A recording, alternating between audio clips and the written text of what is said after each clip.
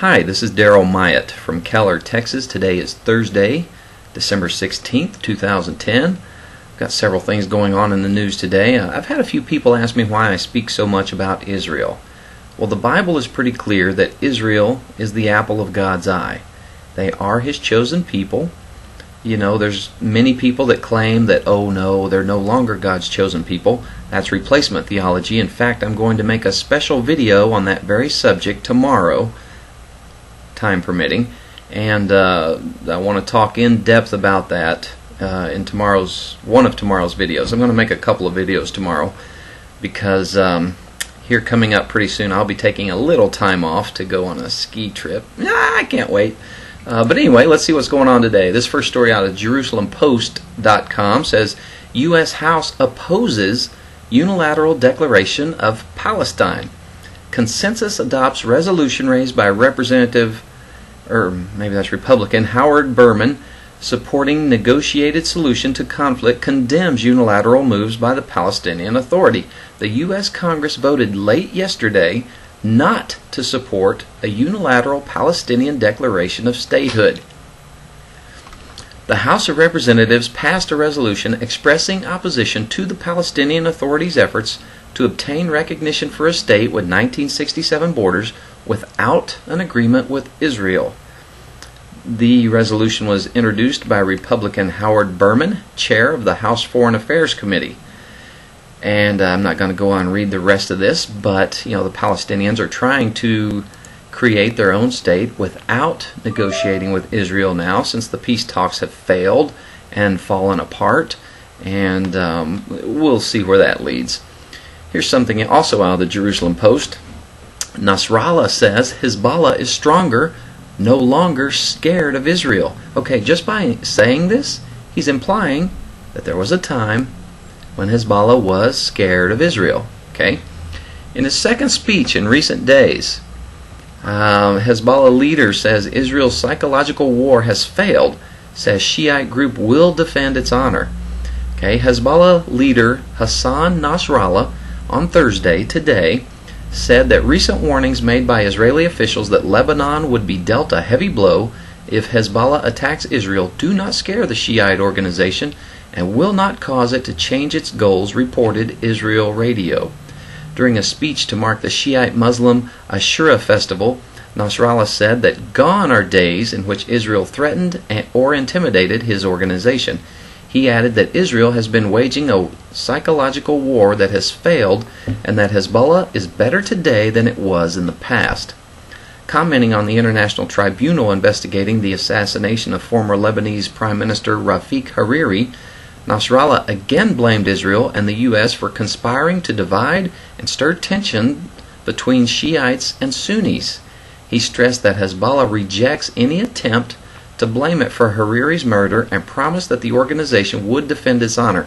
Okay, a few weeks ago, the UN had an investigation that came up and said, yes, Hezbollah is guilty of the murder of Rafik Hariri. So, anyway, let's see. This is the second speech Nasrallah has made in as many days.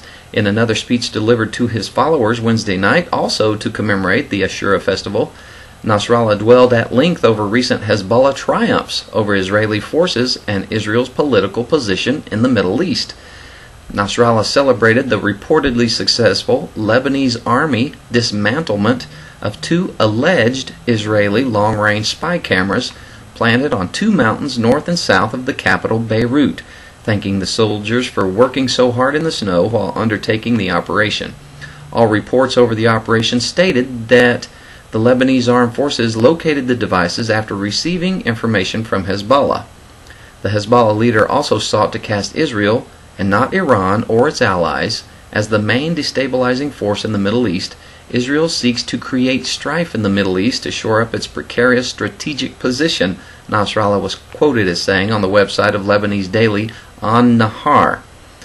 Okay, so again, things are ratcheting up here, and we're seeing tensions building. Something's got to give here pretty soon. Here's something out of Yahoo.com. Israel can't defeat Hezbollah, says an Israeli expert. You kind of scratch your head and go, what? Really? This out of Jerusalem. Israel cannot defeat Hezbollah in a direct engagement, and the Lebanese guerrilla warfare group would inflict heavy damage on the Israeli home front if war broke out, a former Israeli national security advisor said today. Though outnumbered and outgunned, Hezbollah held off Israel's advanced armed forces in a 2006 war and fired more than 4,000 rockets into Israeli territory. The group has a domestic political base and has since bolstered an arsenal that Israel describes as a strategic threat. Tensions between Israel and Hezbollah's Iranian and Syrian backers have stoked expectations of renewed violence in Lebanon.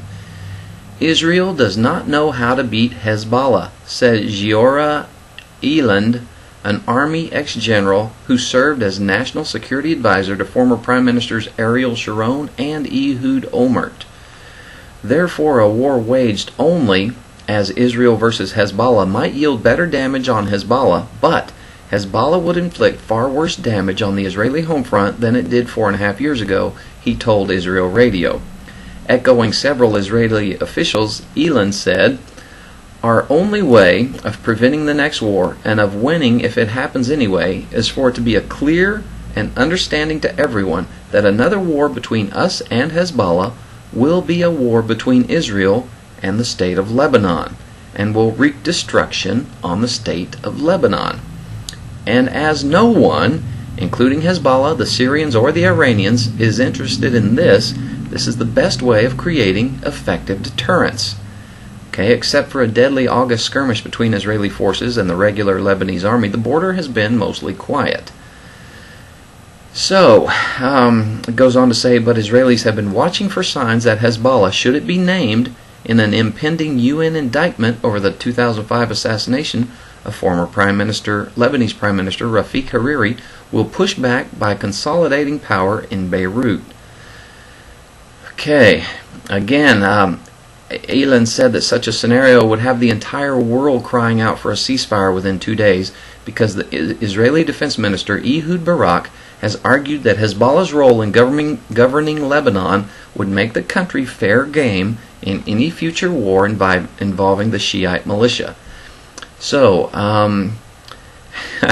this would be more in the Israeli interest than having to deal directly with every one of Hezbollah's estimated 40,000 rockets. Okay, tensions are getting high over there, people. I know it's easy for us to sit back and think, oh, that's over there. You know, we're all worried about Christmas shopping and parties and having fun and getting gifts. Okay, there's a lot more going on in the world than what's happening in our own little protected world here in the United States. And people like this need our prayers. And Israel always needs our prayer. The Bible says pray for the peace in Jerusalem. Here's something out of Yahoo. The Pope calls Christians the most persecuted. This out of the Vatican City. Pope Benedict XVI said Thursday, today, that Christians suffer more religious persecution than any other group, denouncing lack of freedom of worship as an intolerable threat to world security. The message reflected a pressing concern by Benedict in recent months for the plight of Christian minorities in parts of the world, especially in the Middle East. Sadly, the year now ending has again been marked by persecution, discrimination, terrible acts of violence, and religious intolerance, Benedict lamented in the message for World Peace Day celebrated by the Church on January 1st, but traditionally released in advance. He wrote that he was especially thinking of Iraq, which continues to be a theater of violence and strife as it aims for stability and reconciliation.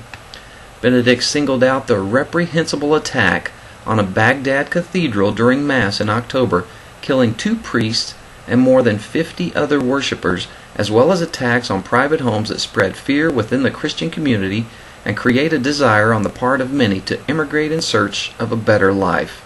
The Vatican voiced concerns that the steady flight of Christians from Iraq will effectively eliminate the ancient community there.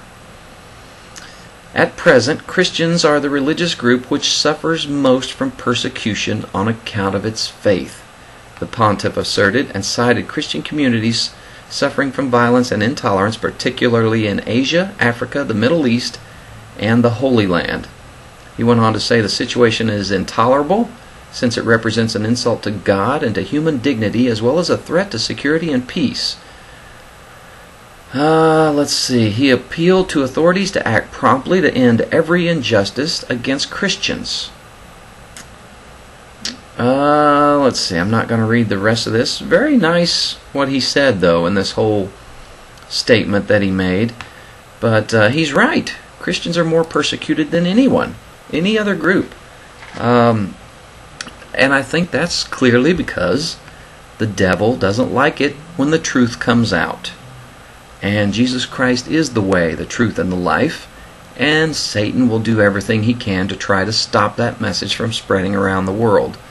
So it's true. Christians are persecuted. I get hate mail every day. I have people calling me names every single day. Even some Christians who misunderstood God's holy word and misinterpreted themselves. How much time do we have? I want to hit this real quick. You remember the flotilla, the Gaza flotilla thing? This boat back in, what was that, April? The Marmara or whatever, the Gaza flotilla. Turkey has been requesting an apology from Israel ever since that happened, and this came out today. Danny Danon of Likud out of Israel wrote his own apology letter to Turkey, and here's what it says. It's to the Prime Minister of Turkey, Recep Erdogan, and it goes like this. It says, regarding the request for an apology to the government of Turkey for the events aboard the Mavi Marmara of the Gaza flotilla, I would like to apologize to you in the name of the entire State of Israel for the fact that the State of Israel did not take sufficient care to check the terrorist ship Marmara before it left Turkey. That would have prevented the ship from being armed with guns and other weapons and from transporting terrorist activists under the patronage of the Turkish government. Because of our excellent relationship and your great respect for the State of Israel and the Zionist enterprise, I must apologize for the fact that the naval commandos who, when they reached the ship, were greeted by armed terrorist resistance that aimed to murder them, did not immediately defend themselves with gunfire and instead acted with restraint toward the pretend peace activists who sought to kill them. Apologies for the fact that the commandos acted carefully, taking into the account the presence of civilians on the ship, and killed only 9 terrorists. If the state authorities had known that there were terrorists on the ship, the order would have been given to kill any person endangering our troops. With your permission, one more apology is necessary for Israel's decision to release the dangerous terror supporters who were on the ship and not put them on trial for attempted murder, and even to pay for their tickets home. And finally, please accept our full and heartfelt apology for not asking the United Nations to censure Turkey and for not demanding an investigation into the connection between the IHH terrorist organization, your party, and you, Mr. Erdogan. Warm wishes, Danny Danon. Interesting. Okay, a couple of prophecies and their fulfillment. The Messiah would be the Son of God. The prophecy came in Proverbs 30, verse 4. Who hath ascended up into heaven, or descended? Who hath gathered the wind in his fist? Who hath bound the waters in a garment? Who hath established all the ends of the earth? What is his name, and what is his son's name, if thou canst tell? The fulfillment came in Matthew 3, 16 and 17. And Jesus, when he was baptized, went up straightway out of the water, and lo, the heavens were opened unto him, and he saw the Spirit of God descending like a dove, and lighting upon him. And lo, a voice from heaven saying, This is my beloved Son, in whom I am well pleased. Okay, let's go to 1 Samuel 12, verse 23. And that says, For the Lord will not forsake his people for his great name's sake, because it has pleased the Lord to make you his people. Wait, that's the wrong one. 23. Moreover, as for me, far be it from me that I should sin against the Lord in ceasing to pray for you, but I will teach you the good and the right way. Okay, when it comes to sin, there's really 2 kinds of sins. There's sins of commission and sins of omission. Now, you probably say, what's the difference? Sins of commission are things that we do that we shouldn't do. Taking something you don't own, cheating on a test, or lying on your resume. Then there's the sins of omission. These are things that we don't do that we should do. We omit them from our actions, and in this passage I just read, Samuel identifies a certain sin of omission, the sin of not praying. Okay, I don't have time to go into this further in depth, but there's a great offering here, okay? It's a simple problem and an even simpler solution. Pray. Get on your knees and pray, because prayer is effective and it's something that we're all required to do. God bless you. I pray for you. I hope to see you tomorrow.